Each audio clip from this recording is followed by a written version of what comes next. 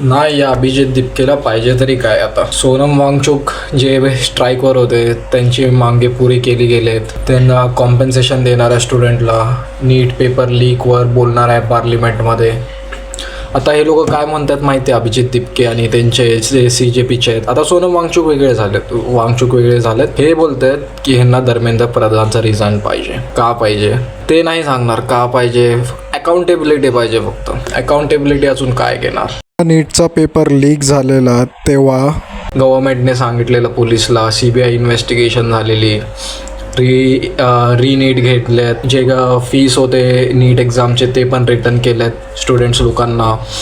जे इन्वॉल्व होते पेपर लीकमध्ये, जे NTA हेड होता त्याला पोझिशनवरून काढलं आहे.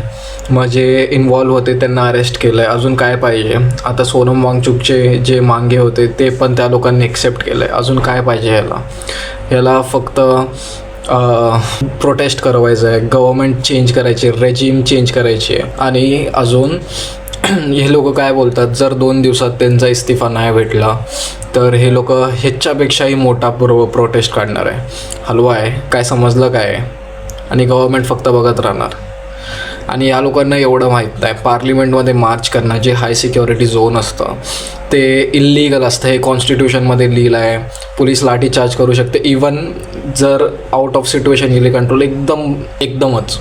मग ते लोक ॲक्शन घेऊ शकतात फायरिंगचे. एकदम लास्ट रिझॉर्ट असतात, ते करत नाहीत. एकदम जर आउट ऑफ सिच्युएशन घेतली, एंटर करायला आले पार्लिमेंटमध्ये तेव्हाच ते लोक हे ॲक्शन घेतात. उगाच नाही घेत. त्या लोकांना एवढी नॉलेज नाही आहेत. आणि हे लोक बसलेत की फक्त प्रोटेस्ट करून रेजिम चेंज करायचं, एवढंच त्यांना फक्त त्यांचा अजेंडा आहे. मग जरा तुम्ही पण समजून घ्या काय यांचा अजेंडा.